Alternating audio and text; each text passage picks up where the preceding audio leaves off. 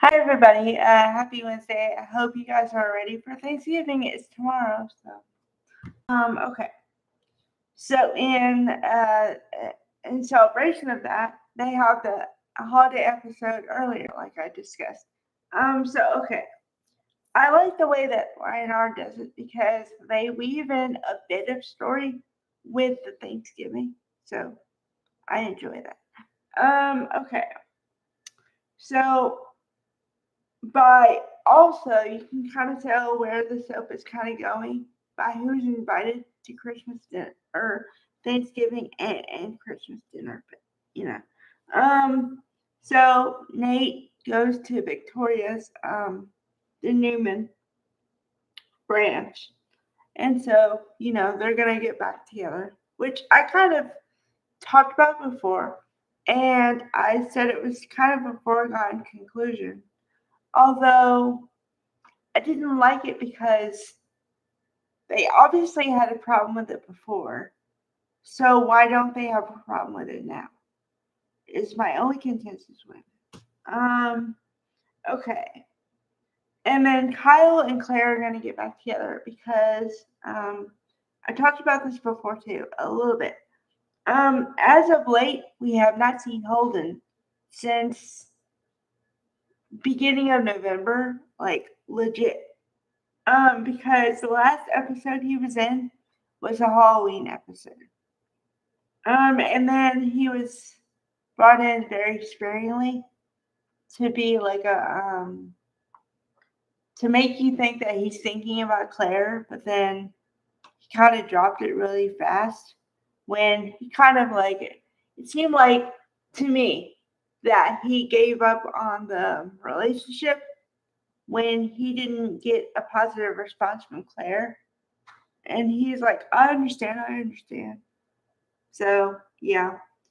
And then at that point, it became a foregone conclusion for me that Kyle and Claire were going to get back together. Um, so yeah, and then we have further proof of it because, well, you couple what Victor said about Kyle yesterday to what happened today, and okay, so what happened today was she was invited to the Abbotts for Thanksgiving, and it might have been a bone of contention if it was a couple months ago. But then remember how I said that Victor said that he forgave um, Kyle and he understood that they love each other, whatever, right? That was yesterday. And then today, she wasn't there for the Newman Thanksgiving feast, and he would have been up in arms before about choose your family before anybody else. And he just didn't say anything. And he seemed to be in a very forgiving mood. He forgave Nate for all the past stuff, and he said to Victoria that he forgave, but he'll never forget. So, um, which clears the pathway for Victoria and Nate to get back together. Also for Kyle and Claire to get back together. Also, at the very end of the show, um, Claire gave Kyle a kiss. So, you know, it's gonna be the road back, which hopefully okay. Now I always talk about trajectory here, okay? But let's talk about timing. Um I, I'm I'm a sucker for a second chance and all this stuff. Okay. But 1 second chance. Also, with that, timing. I don't want them to go from 0 to 100 in like 10 seconds. Okay? I mean, Kyle did a lot of stuff that he needs to be forgiven for.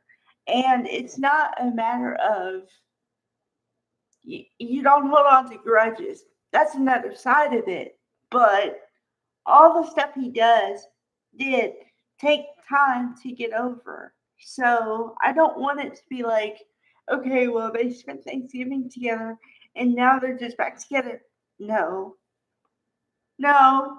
Okay, maybe by I don't know. Not even New Year's, but like by New Year's, I can see that they could be moving toward that, but that would be okay, you know. First of all, they got to spend more time together, and not just with Harrison. Although Harrison is really cute, I've talked about it before. Um, but they need to spend time together as adults and see if they can spend time together, and like each other, like genuinely like each other. That's what I think. But who knows? Who knows what the trajectory is actually going to be? Um, so okay, because the week ends today for the soap operas, they gave a preview of what's going to happen next week, and Audra is going to have some conversation with Nate, but then she's basically going to say, well, no matter what I say, you're not going to forgive me. So it's clear that you're moving back to Victoria. So that door is shut. Um, and then there's going to be more stuff with Noah. And finally, Victor's going to get involved. And he sees Matt Clark for the first time and says, "Oh, Matt Clark." So yeah, finally they're doing away with the Mitch. So now it's Matt Clark. Um, okay. And then who knows? Who knows what's actually gonna happen? So yeah. Okay. Um, as far as the other storylines, I mean, Ashley is like never there. So unless they plan on giving her a storyline that keeps her there, you know. And then let's see. Oh, Diane said something about I really feel like an Abbott, and I'm really grateful for that. So that was cool. Um, and then it was just a bunch of everybody giving thanks. Okay, so then the other part, which is completely separate from the okay, because I told you there's two families. There's always two families: the Abbotts and the Newmans. Well, and the Winters, kind of, but like the Abbotts and the Newmans are the ones they focus on, right? So we got a little piece about the Winters, and okay, so here's what's really strange, and I kind of did a double take for a minute because I was like, what? And I actually agreed with what Phyllis said, and it really shocked me because I was like, whoa, okay, so okay, so apparently the Winters, um, and the coffee shop, the Crimson Lights, they give to the hungry or whatever. They feed the homeless. Okay, apparently this has been going on for years. I never saw this side, but maybe it has. I don't know. Okay, so Amy and Esther are in aprons, right? And Lily is in an apron too. And I'm like, okay, they're gonna, serve meals. And then Kane comes in and she's like, why are you here? Not hello, not anything like that. Why are you here? He's like, good to see you too. And then he says, oh, okay, can I help? Uh, and then he acted like he couldn't put on an apron.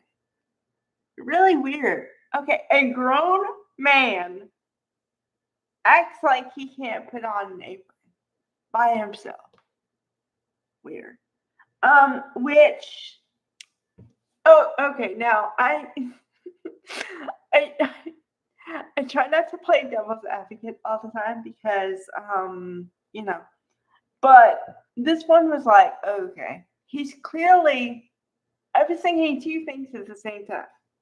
He's clearly trying to look good for Lily, right? He's definitely trying to get in her good graces, but nothing else is working. So maybe he thinks this is the last ticket to make himself look good. Okay.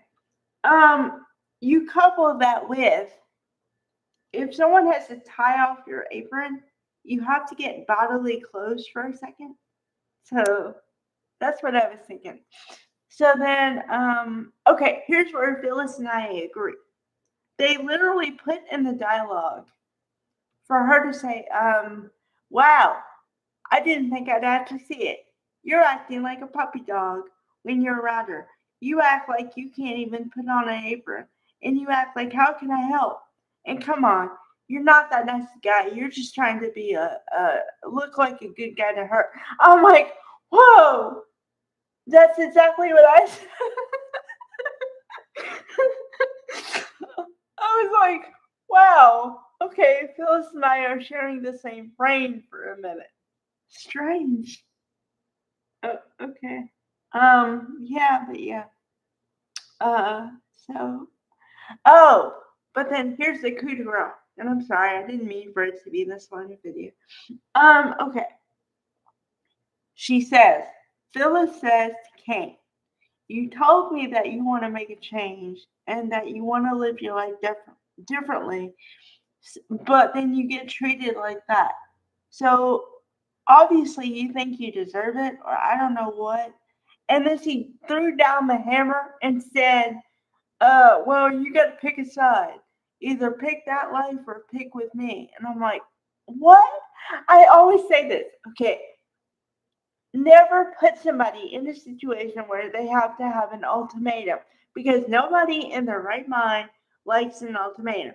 And I'm saying for females and males equally. You don't do that. Okay? If you want to drive away somebody, that is the quickest way to make them leave you. To make any kind of demand, that's not. I'm what I'm sitting here and like I am now, like speechless, and like what? You don't do that.